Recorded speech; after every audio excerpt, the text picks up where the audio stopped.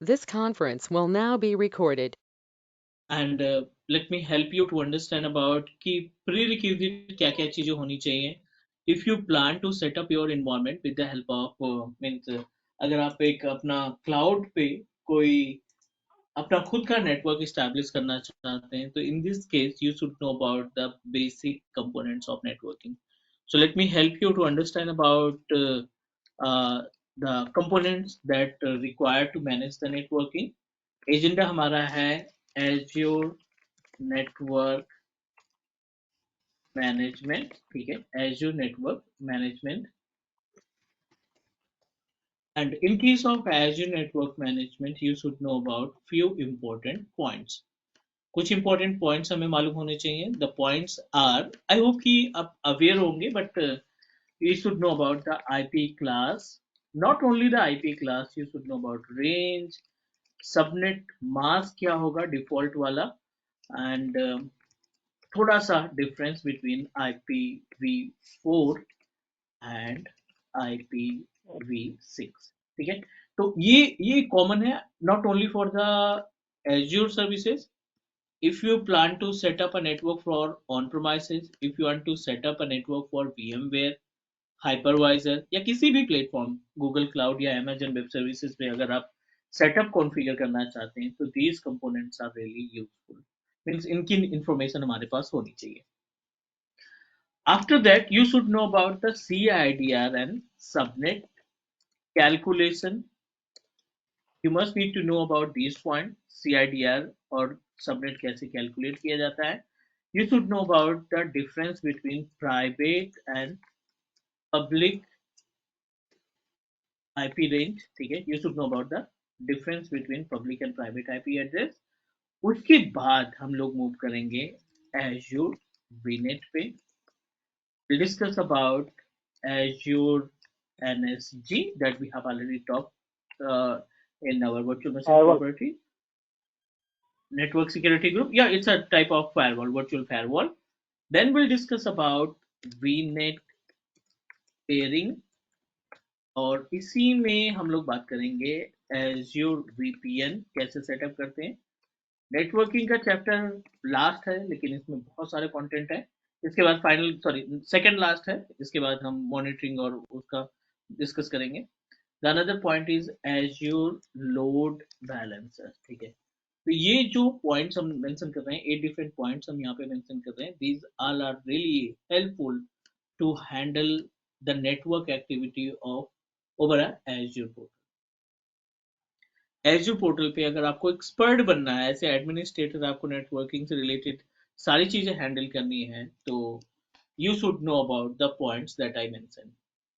तो इनमें से हमें हर एक पॉइंट के बारे में अच्छा खासा आइडिया होना चाहिए. Is that correct?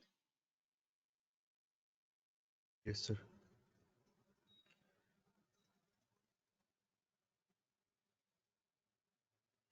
चलो अब हम एक एक पॉइंट पे चेक मार्क करते जाते हैं. यू जस्ट कंफर्म मी जो हमने मेंशन किए हैं यहाँ पे, जो पॉइंट्स हमने मेंशन किए हैं लाइक फ्रॉम स्टार्टिंग, कितने ऐसे पॉइंट्स हैं जो आप बिल्कुल क्लियर है, मींस जिन पॉइंट्स पे आपका बिल्कुल कॉन्फिडेंस है, like you have a much idea about, you know very well about each and every point.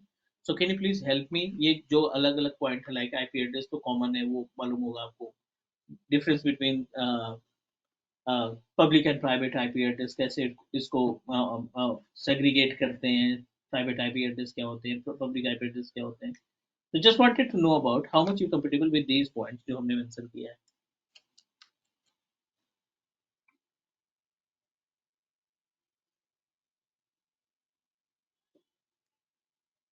Very few actually, sir. NSG you already discussed in this class only, so that I understand. IP classes, class A, class B, class C, IP classes पता है थोड़ा बहुत.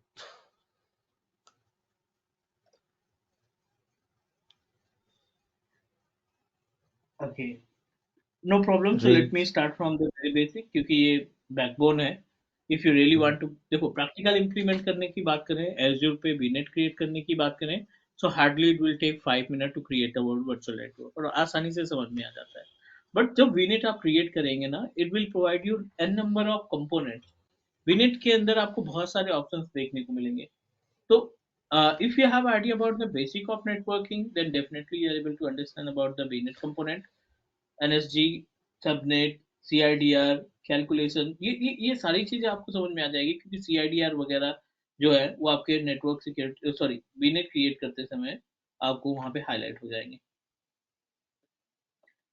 सो no problem, I am going to start from the very basic. ध्यान से देखना है आपको, एक एक पॉइंट पे हम लोग बात करने वाले हैं। Will start from the means IP class, then CIDR calculation, private and private public IP address। उसके बाद ये पॉइंट जो है हमारा एज्योर का है, बट ये कॉमन पॉइंट है। मीन्स अगर आप AWS भी तैयारी करते हैं, एज्योर गूगल क्लाउड की भी तैयारी करते हैं, ऑन प्रोमाइसेस नेटवर्क इंजीनियरिंग सिस्को की तैयारी करते हैं, तो ये तो कॉमन कंटेंट है। ये कंटेंट आपका एज्योर का है, बाकी जो रिमेनिंग जो 3 कंटेंट है स्टार्टिंग के हैं, ये तो कॉमन है। ये आपके ये हर जगह पे आपकी हेल्प करेंगे टू सेटअप और नेटवर्क इन्वायरमेंट। पहले पॉइंट पे आते हैं, IP class, range, subnet mask, और यहाँ पे हम बात करेंगे IPv4 एंड IPv6 के बारे में। तो टू अंडरस्टैंड अबाउट इट, मैं यहाँ पे ग्राफ के थ्रू समझाने की कोशिश करता हूँ, ग्राफ के through, with the help of column के थ्रू। पहले अपने पास है आईपी क्लास, ठीक है, और आईपी क्लास के बाद you should know about range, ठीक है, आईपी एड्रेस की रेंज क्या होगी वो हमें मालूम होना चाहिए। देन डिफॉल्ट सबनेट, और सबसे लास्ट में हम बात करेंगे आईपी के वर्जन, आईपी एड्रेस के वर्जन कौन कौन से हैं, इन पे लिस्ट चेक कर लेते हैं practically.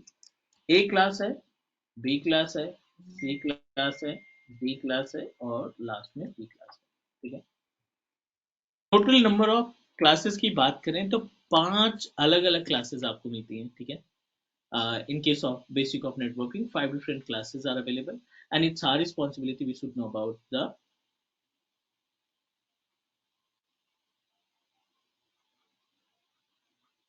means the range of these classes। इनकी क्लासेस की रेंज भी मालूम होनी चाहिए। 0 to 126 ये हमारी रेंज है, मीन्स आईपी एड्रेस ए की रेंज है। 128 से लेकर के 191 आपको बी क्लास की रेंज में मिल जाएगा IP address. C class started from 192 to 223, ये आपकी सी क्लास की रेंज हो जाएगी। 224 टू 239 ये आपके डी क्लास की रेंज हो जाएगी, और 240 से लेकर के 254 ये हमारा आ जाएगा किसके लिए, ई क्लास की रेंज पे। तो ये अपने पास डिटेल हो गई रेंज की। The IP address started from 0 to 126 for class A, 128 to 191 class B, 192 to 223 class C, 224 to 239 class D, and 240 to 254 for class E। अब आ जाते हैं सबनेट की बात कर लेते हैं। यहाँ पे सबनेट की अगर हम बात करें तो सबनेट ए क्लास का 255.0.0.0, बी क्लास का डिफॉल्ट सबनेट जो जाएगा आपका वो रहेगा 255.255.0.0, बी क्लास के लिए हो जाएगा। और यहीं पे अगर हम सी क्लास की बात करें तो 255.255.255.0 ये हमारे सी क्लास के लिए हो जाएगा। डी और ई के लिए कोई सबनेट्स असाइन नहीं है, because these two classes are not applicable for local network. आप अपने लोकल नेटवर्क एनवायरनमेंट के केस में इन दोनों रेंज की आईपी एड्रेस या क्लास की आईपी एड्रेस को हम यूटिलाइज नहीं कर सकते, because the D class is applicable for multicasting, और जो ई क्लास है वो रिसर्च एंड डेवलपमेंट के लिए होता है। मल्टीकास्टिंग यानी जो भी आपका स्ट्रीमिंग वगैरह रहती है, वीडियो कॉन्फ्रेंस, वीडियो स्ट्रीमिंग के लिए हम इस्तेमाल करते हैं class D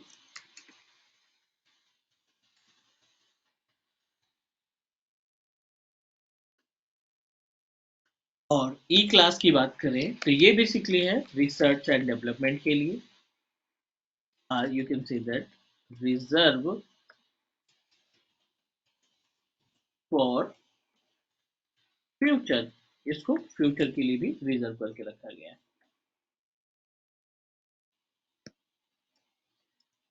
This is the actual range of our IP address classes. A, B, C both are applicable for local network environment. इन तीनों रेंज को आप लोकल नेटवर्क के लिए इस्तेमाल करते हैं, बट जो रेंज आपकी डी और ई है इसको हम अलग अलग पर्पज के लिए इस्तेमाल करते हैं। Talk about the IPv version, तो आईपी वर्जन की बात करें तो यू नो दैट IPv4 भी है, और यू नो दैट अभी यूसेज में नहीं है, IPv6 अभी यूज में नहीं है, but we must need to count कि IPv6 भी अपने पास है। IPv4 की कैपेसिटी है 32 बिट्स,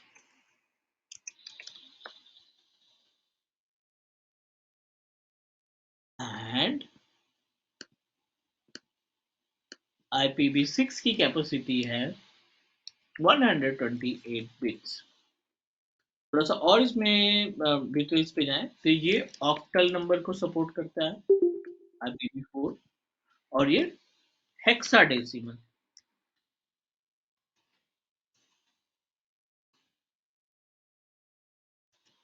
हेक्साडेसिमल नंबर को सपोर्ट करता है। ठीक है, IPv4 हमें अभी करंट टाइम पे यूटिलाइज कर रहे हैं। IPv6 अभी कुछ ISP प्राइवेट, वो भी नहीं, कुछ पब्लिक IP एड्रेस ने स्टार्ट कर दिया है इस्तेमाल करना, but no one can use the IPv6 in our local environment. कोई भी बंदा लोकल ऑर्गेनाइजेशन के केस में लैंड नेटवर्क के लिए IPv4 का IPv6 का इस्तेमाल करंट टाइम पे नहीं कर रहा है। Is that okay, guys? Please confirm if you're able to understand about the class, range, default, subnet, version of IP addresses. यहाँ तक कोई क्वेश्चन किसी का?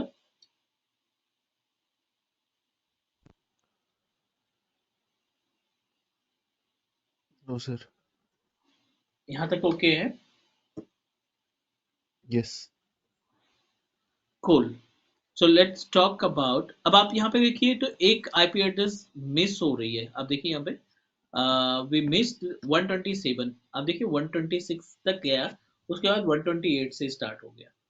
तो I hope you know about it, the 127 IP address जो है Loopback. 127 Yes. जो है लूप बैक एड्रेस रहता है, राइट, 0.0.1, इसको हम लूप बैक एड्रेस के नाम से जानते हैं। The usage of loopback address can check the status of our Ethernet card। जो आपका निक कार्ड आपने लगा रखा है ना, NIC जो आपने लगा रखा है, उस NIC के हेल्थ की इंफॉर्मेशन लूपबैक एड्रेस के थ्रू आइडेंटिफाई हो सकती है। मीन्स लूपबैक एड्रेस जो है वो फिक्स करता है, डिस्क्राइब करता है कि your NIC card is working fine, your NIC card is working properly. Is that okay?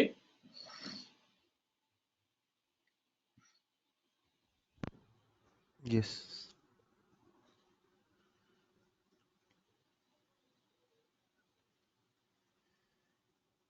Done. So let me help you to understand about another points related to networking, CITR and subnet calculation। Then उसके बाद पहले private and public के बारे में देख लेते हैं कि what are the difference between public and private. Then we'll proceed for the another point. Private and public IP address. You know that हर एक सिस्टम के पास दो तरीके की IP एड्रेस रहती है। अगर आपका सिस्टम इंटरनेट से जुड़ा हुआ है तो डेफिनेटली आपके सिस्टम पे दो तरीके की IP एड्रेस मिलेगी। CMD और IP कॉन्फ़िग जब आप एग्जीक्यूट करेंगे तो ये आपको प्राइवेट IP एड्रेस बताएगा। इन माय केस हमारे पास यहाँ पे 192.168.1.9 IP एड्रेस मिल रहा है, प्राइवेट IP एड्रेस है। और अगर आपको पब्लिक आईपी एड्रेस देखना है तो आप टाइप करेंगे हम what's my IP. What's my IP आपको पब्लिक आईपी एड्रेस बताएगा 182.69.180.69। ये हमारे पास पब्लिक आईपी एड्रेस है, ये हमारा पब्लिक आईपी एड्रेस है। और यहाँ पे जो आपको आईपी एड्रेस मिल रहा है वो प्राइवेट आईपी एड्रेस है। Public IP address world wide single public IP address होती है, कॉन्फ्लिक्ट नहीं होगी वो पूरी। अगर हमें एक आईपी एड्रेस असाइन हो चुकी है, अगर हमें यहाँ पे 182.69.180.69 असाइन हो चुकी है, तो वर्ल्ड वाइड किसी भी लोकेशन में इस आईपी एड्रेस को दोबारा कोई भी इंटरनेट सर्विस प्रोवाइडर नहीं प्रोवाइड करेगा। Is that clear? Now Yes. Private IP address को आप मल्टीपल लोकेशन पे यूज कर सकते हैं, बट प्राइवेट आईपी एड्रेस की भी एक रेंज है जो कि क्लास वाइज ये आइडेंटिफाई होती है, class A, class B and class C. Range के अकॉर्डिंग आपको वेरीफाई करना है कि क्लास ए की रेंज क्या होगी, क्लास बी की रेंज क्या होगी और क्लास सी की रेंज। ए की रेंज स्टार्ट होती है 10.0.0 से लेकर के 10.255.255.255, ठीक है। ये रेंज होती है प्राइवेट आईपी एड्रेस क्लास ए की।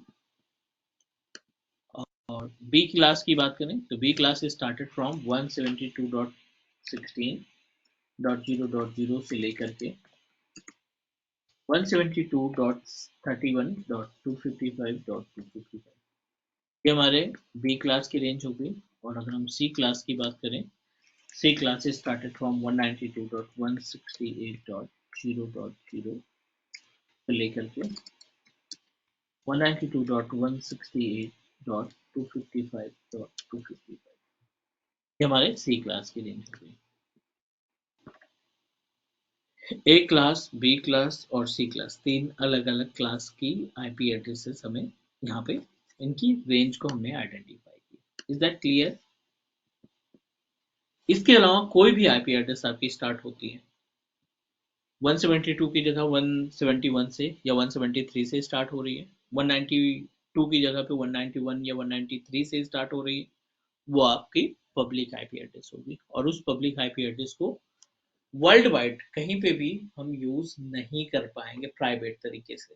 अगर आप प्राइवेट में 193 की आईपी एड्रेस कॉन्फ़िगर करते हैं, 171 की कॉन्फ़िगर करते हैं, 173 की कॉन्फ़िगर करते हैं, 10 की जगह 9 या 10 की जगह पे 11 यूज करते हैं, तो आप अपने सिस्टम में इंटरनेट नहीं चला पाएंगे, क्योंकि हमारा आईएसपी अगर इस रेंज के अलावा कोई दूसरी आईपी अगर एड्रेस यूज करते हैं तो वो हमें रिजेक्ट कर देगा, वो हमारे कम्युनिकेशन को रिजेक्ट कर देगा। Got it what I'm saying about the difference between public and private IP address? Is that okay? Yes, sir. Backbone है ये एक नेटवर्किंग के। प्रैक्टिकल में ज़्यादा कुछ नहीं है। नेटवर्किंग का प्रैक्टिकल हम आसानी से इम्प्लीमेंट कर सकते हैं, बट नेटवर्किंग के कॉन्सेप्ट को समझना थोड़ा सा टफ है। So that's why if you face any issues, अगर आपको लगता है कि नहीं कुछ चीज़ें जो हैं बाउंस कर रही हैं, समझ में नहीं आ रही, तो आप please let me know, because it's really important. VPN, VNet pairing, load balancer, वो सब तभी समझ में आएगा जब आपको आईपी एड्रेस की अच्छी खासी नॉलेज होगी। Means you should know about the usage of our what we can say that concept of IP addresses. Is that clear? Yes.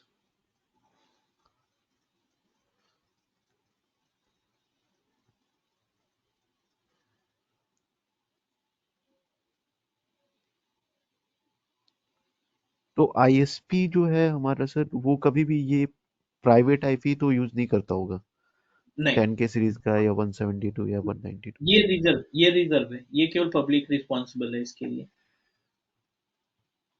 ये सिर्फ और सिर्फ पब्लिक के लिए अप्लीकेबल है। प्राइवेट कोई भी इसको यूज नहीं कर पाएगा।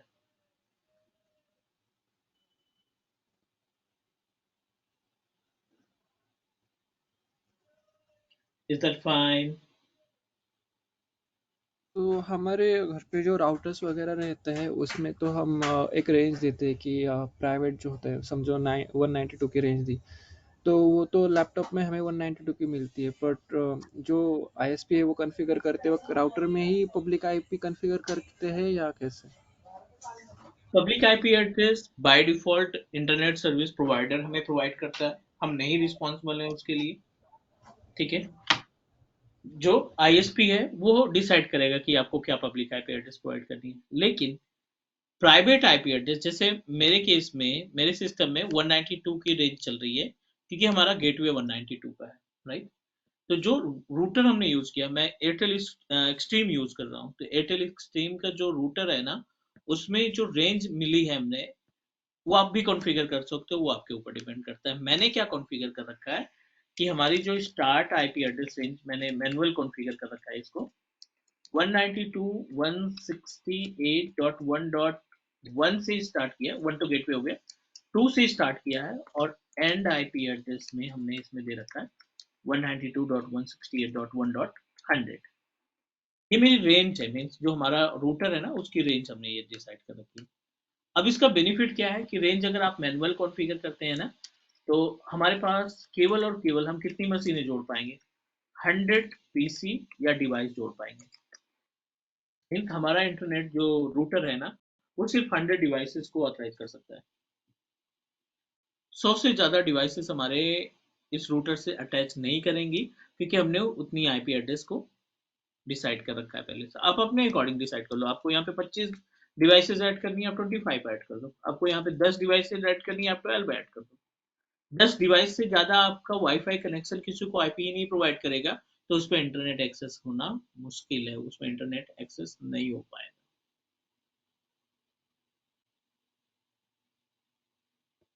तो ये जो रेंज मिलती है मेरा आईपी एड्रेस की बाय डिफॉल्ट आईएसपी के थ्रू, वो आईएसपी नहीं देता, वो आपका जो रूटर है ना, वो वाईफाई रूटर आपको ये रेंज प्रोवाइड करता है।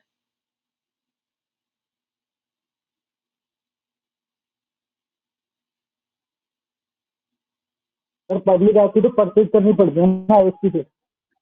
पब्लिक आईपी आपको परचेज तब करनी पड़ेगी जब आप स्टैटिक लेंगे, हाँ स्टैटिक लेनी पड़ती है ना। जब आप उसको फिक्स कराएंगे तब आपको पे करना पड़ेगा। है। एंड बाकी अगर हम बात करें अपने private, sorry sorry,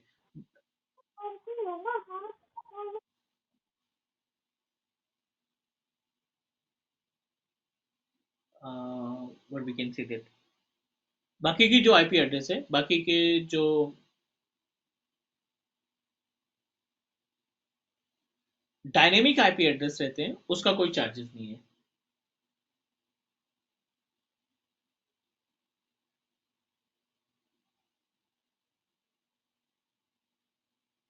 is that okay?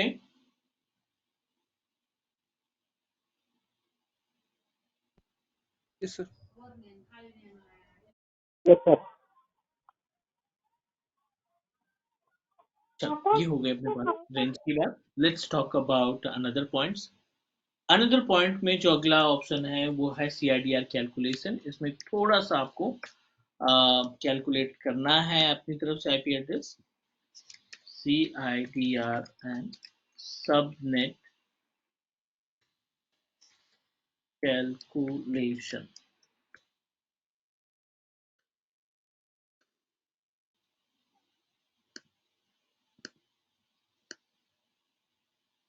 CIDR and subnet calculation. So इस CIDR और सबनेट कैलकुलेशन के लिए मैं आपको एक छोटा सा हिंट देता हूँ, एग्जाम्पल 192.168.1.0, और इसके बाद हमने /26 लगा रखा है।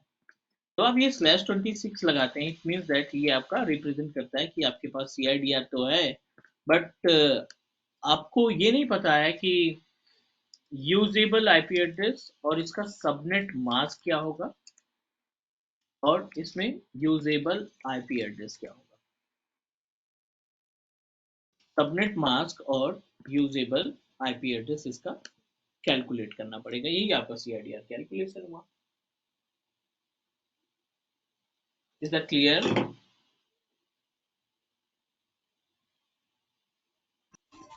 Yes sir. चलो मैं आपको एक छोटा सा हिंट देता हूँ, not a hint, it's a basically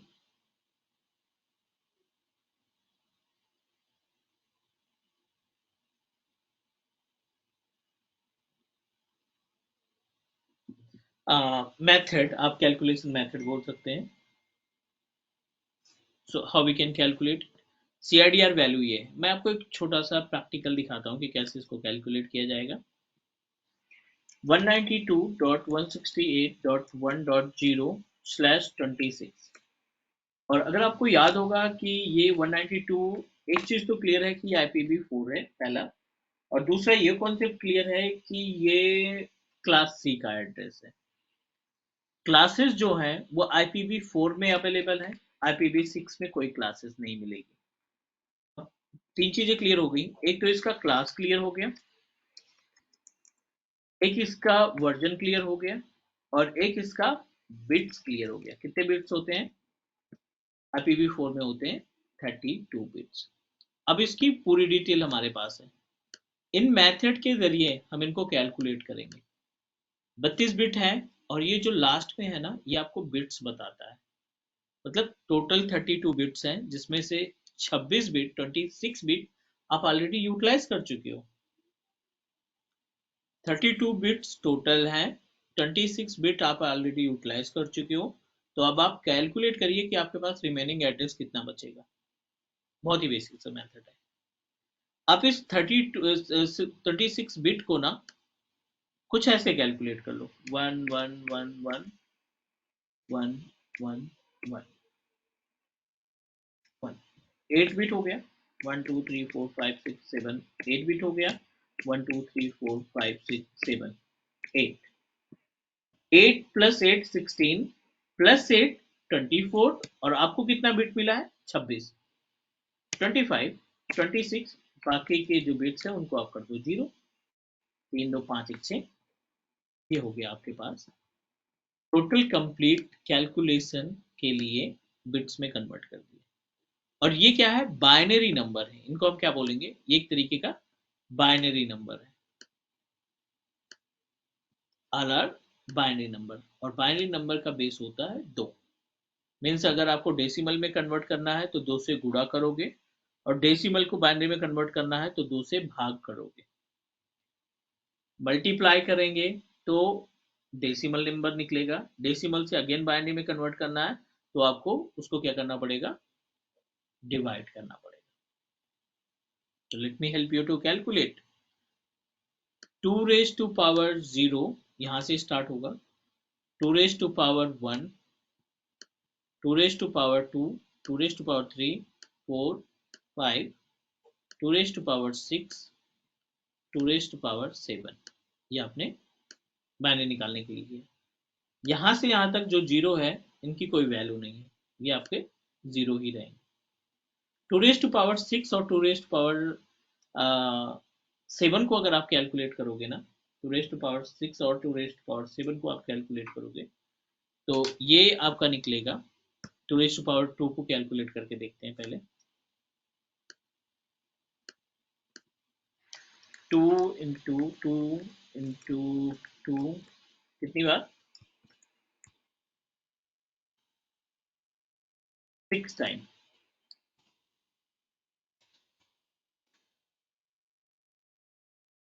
7 time पहले निकाल देते हैं। 1 2 3 4 5 6 7, 4 8 16 32 64 128। 2 रेज टू पावर 7 की मीनिंग निकली 128, और 2 रेज टू पावर 6 की मीनिंग निकली 64। अब आप इनको कैलकुलेट करो, इकट्ठा करो, ये आएगा 192। मतलब आपने सबनेट कैलकुलेट कर दिया इसका। बाकी की जो वैल्यू है ना वो आप कैलकुलेट करेंगे तो 255 आएगी, 255 आएगी, 255 आएगी, और 192 लास्ट की वैल्यू आपने कैलकुलेट की। तो ये आपने फटाफट सबनेट कैलकुलेट कर दिया, विद इन सेकेंड आपने सबनेट को कैलकुलेट कर दिया। सबनेट मास्क हमारा ये रहा। अब क्वेश्चन आता है यूजेबल आईपी एड्रेस, कितनी आईपी एड्रेस आप इस्तेमाल कर पाएंगे? तो ये जो लास्ट की वैल्यू है सबनेट का 256 माइनस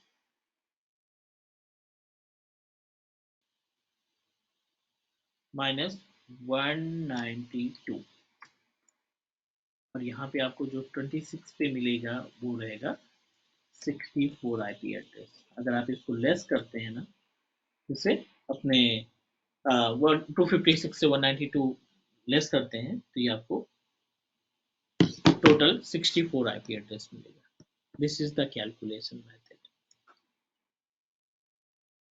एज्योर ऑटोमेटिक आपको कैलकुलेट करके दे देगा, तो उतना ज़्यादा हेडेक लेने की ज़रूरत नहीं है, बट आपको मालूम होना चाहिए कि ये कैसे कैलकुलेट हुआ। तो आप एक दो बार इस वीडियो को रिपीट करके देखोगे तो जो आपके डाउट्स है ना वो 100% क्लियर हो जाएंगे।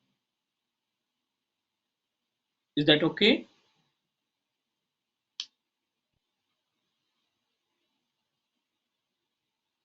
Yes, sir. Yes sir.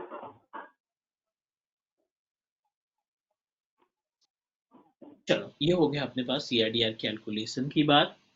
अब बारी आती है प्रैक्टिकल इम्प्लीमेंटेशन की। तो प्रैक्टिकल इम्प्लीमेंटेशन के लिए हमें क्या मालूम होना चाहिए? एटलीस्ट कॉन्सेप्ट पता होना चाहिए। ये तीनों पॉइंट हमने कवर किए। नाउ एज्योर वीनेट क्या होता है? NSG तो फिलहाल हमने डिस्कस किया था। एज्योर वीनेट इंप्लीमेंट करना है हमें, एज्योर वीनेट पेयरिंग इंप्लीमेंट करना है, and we also need to set up VPN load balancer. ये भी पॉइंट हम नेटवर्किंग के केस में आने चाहिए। वीनेट से स्टार्ट करते हैं। एज्योर वीनेट एक तरीके का लोकल नेटवर्क सेटअप करता है। Azure VNet can help us to set up our local network over a Azure portal. On premises पे नेटवर्क को इस्टेब्लिश करने के लिए we should attach one switch, एक स्विच लगाने की जरूरत पड़ती है और स्विच के थ्रू आप अपने लोकल एरिया नेटवर्क को सेटअप करते हैं। एज इट इज हाइपरवाइजर में स्टैंडर्ड स्विच मिल जाती है। एज इट इज VMware के इन्वायरमेंट में आपको DB स्विच मिल जाती है। Private switch and public switch आपको मिल जाता है हाइपरवाइजर के केस में। इसी तरीके से क्लाउड के ऊपर एज्योर पे अगर आपको अपना पर्सनल नेटवर्क बनाना है, आपको खुद का अपना नेटवर्क इस्टेब्लिश करना है कि कितने नंबर ऑफ इंस्टेंस आप लगा सकते हैं, कितने नंबर ऑफ डिवाइसेस आप कनेक्ट कर सकते हैं, उसके लिए आपको अपना खुद का VNet क्रिएट करना पड़ेगा। This is our responsibility. This is our Azure portal और एज्योर पोर्टल पे आपको दो तरीके से VNet मिलते हैं। एक डिफॉल्ट VNet मिलेगा और दूसरा VNet create bye on.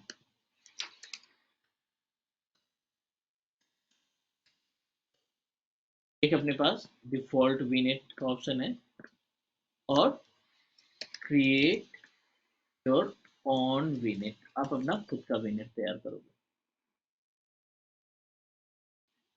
Default VNet क्या होता है?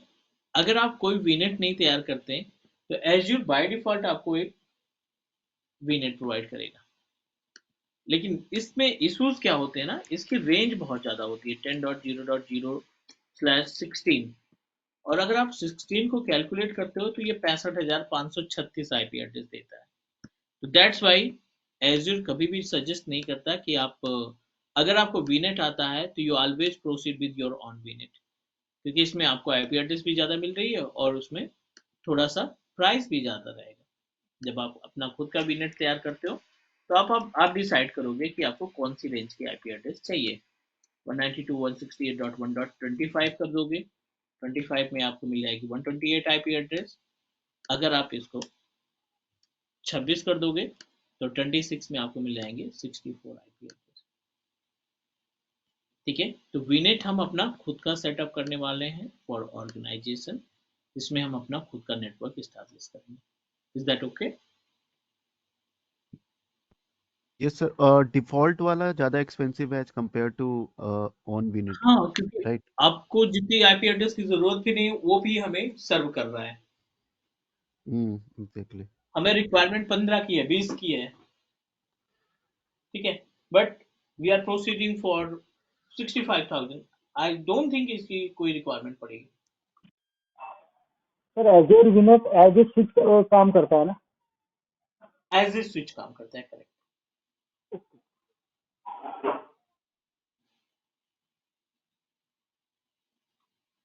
Not only the Azure, Google cloud, Amazon web services, सबके पास अपना खुद का नेटवर्क है। कहीं पे इसको वीनेट के नाम से, कहीं पे वर्चुअल नेटवर्क के नाम से, कहीं पे वीपीसी के नाम से हम इसको जानते हैं। क्लियर? Yes. सर और कॉस्ट का कुछ एस्टिमेट होगा, मतलब नहीं, कॉस्टिंग बहुत ही कैसे मैनवर्ड, होते हैं? नहीं, बहुत ही मैनवर्ड सा कॉस्ट है इसका, बीपीसी का बहुत ही मैनवर्ड सा कॉस्ट है। ये आपके डेटा ट्रांजेक्शन के ऊपर डिपेंड करता है कि आप कितना डेटा ट्रांसफर करते हो। Public IP address, private IP address, दोनों के केस में ये कैलकुलेट करता है हमारा डेटा के ट्रांजेक्शन के ऊपर कि आप कितना डेटा एक सिस्टम से दूसरे सिस्टम में ट्रांसफर करते हैं, पब्लिकली कितना डेटा आप डाउनलोड और अपलोड करते हैं उस आईपी एड्रेस के इस्तेमाल से, उसी के बिहेव से आपको आईपी एड्रेस का पेमेंट देना होता है। ठीक है, और उतना ज्यादा चार्जेस भी नहीं है, बहुत ही मैनवर्ड सा चार्ज है। क्लियर? यस। Yes, sir. ठीक है, so let's proceed and try to understand about create our own VNet. तो यहाँ पे हम क्या करने वाले हैं, एक फटाफट से वीनेट तैयार कर लेते हैं। Open our Azure portal, select all services, more services में जाने के बाद जनरल टैब एंड यहाँ पे नेटवर्किंग का ऑप्शन दिखाई देगा। सेलेक्ट वर्चुअल नेटवर्क, कोई भी वीनेट नहीं है हमारे इस पर्टिकुलर अकाउंट में, क्रिएट वीनेट पे क्लिक करिए आप।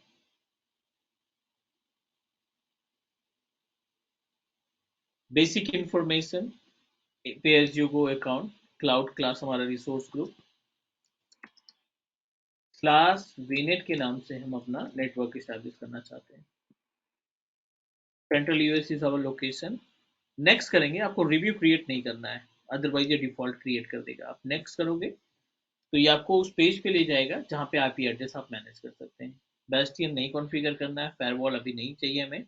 नेक्स्ट करो आप, ये आईपी एड्रेस का पैनल। अब देखिए 192.10.0.0.0/16 65,536 आईपी एड्रेस, ये सबनेट, हमें ये एड्रेस स्पेस नहीं चाहिए, right. I am just going to create my own address space, इसको करो डिलीट, ऐड पे क्लिक करो, IPv4 पे क्लिक करो, एड्रेस स्पेस रेंज आपको मेंशन करनी है 192.168.1.0। यहाँ पे साइज में क्या रखना है आपको, 256, 128, 32, 16, 26 हमने रख दिया, तो कितनी आईपी एड्रेस मिल गई, 26 में 64 IP address. Click add,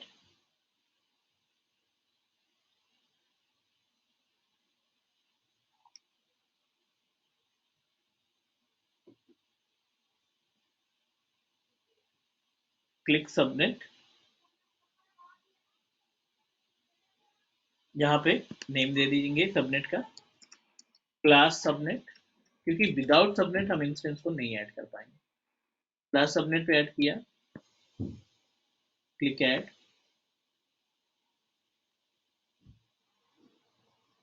and please review and create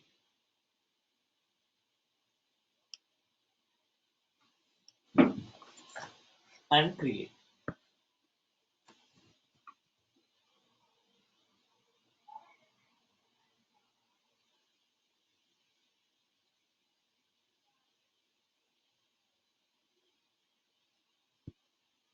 We must need to wait।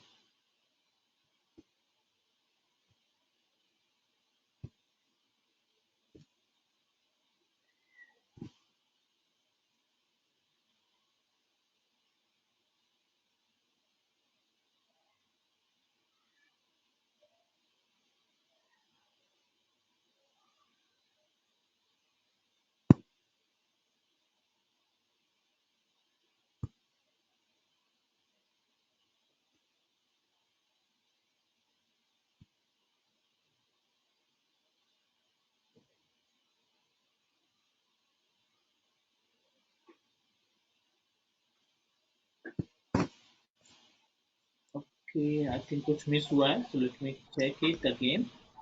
So I think वो सबनेट मास्क की रेंज गलत हो गई लगता है। अच्छा, सबनेट मास्क रेंज हमने दिया ही नहीं I think.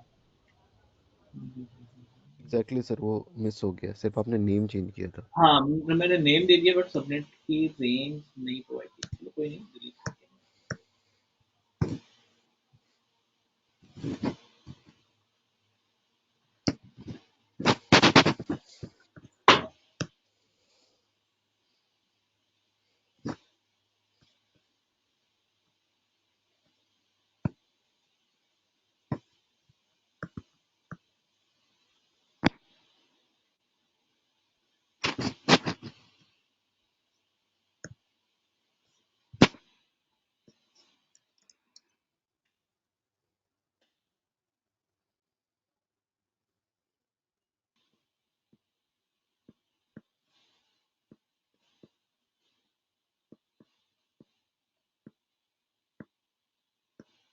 Delete existing subnet and address space, यहाँ पे नाम दे आईपी एड्रेस दे देते हैं।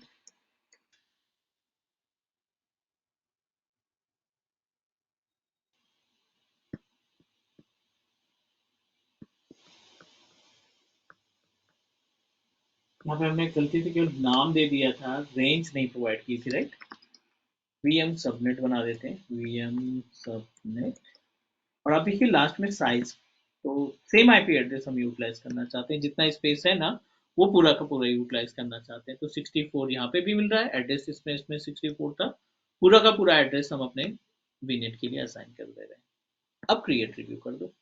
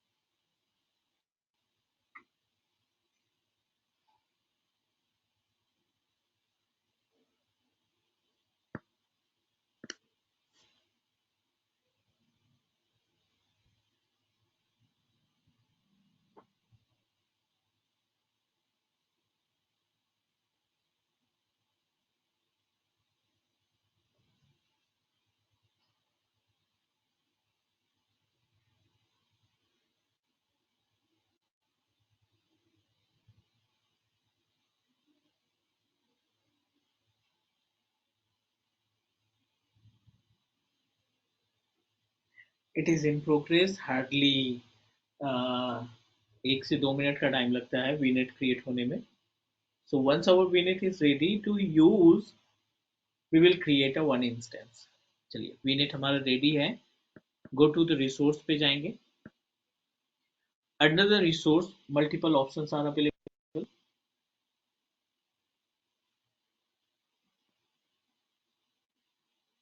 एड्रेस स्पेस 64 सबनेट 59, ठीक है। तो अब जो ये सबनेट है ना, इस सबनेट के अंदर हम अपना एक इंस्टेंस क्रिएट करने वाले हैं, वीएम क्रिएट करने वाले हैं।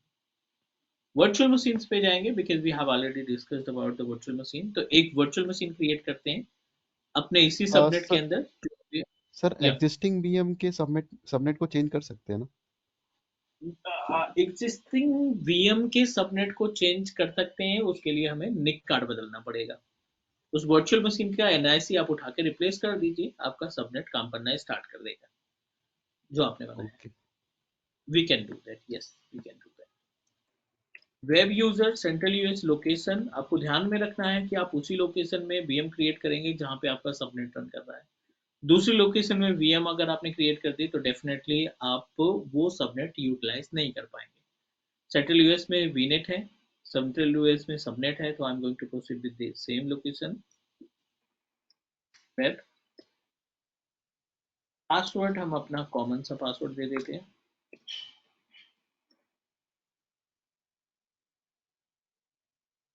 P389 मैंडेटरी है क्योंकि हमें आरडीपी एक्सेस करना है। रिव्यू करेंगे, नेक्स्ट करेंगे।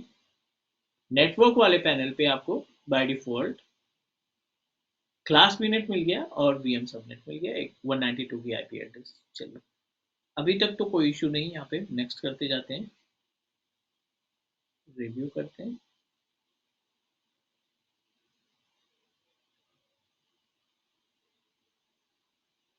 And create.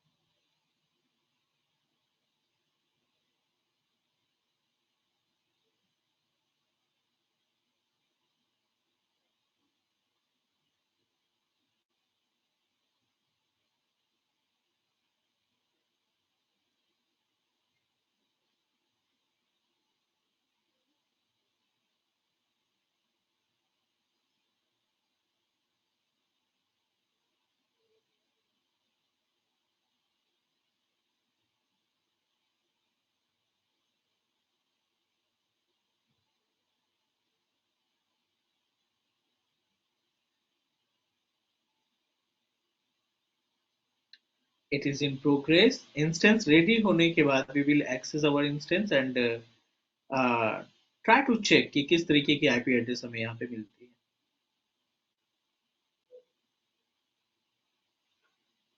चलो, instance is ready to use. I'm just going to click go to resource. Let's take the RDP.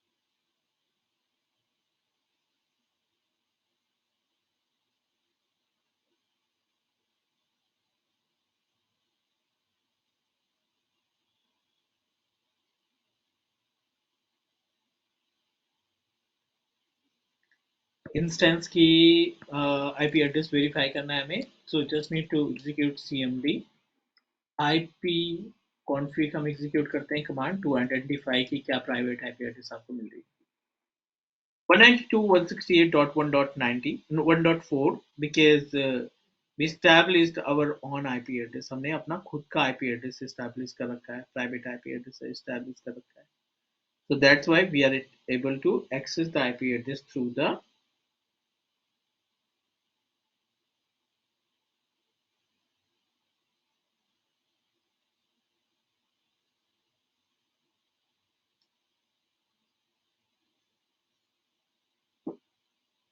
Sir ये गेटवे वाला सेक्शन है, ये हमने कहीं पे डिफाइन किया था या इसने खुद से लिया है?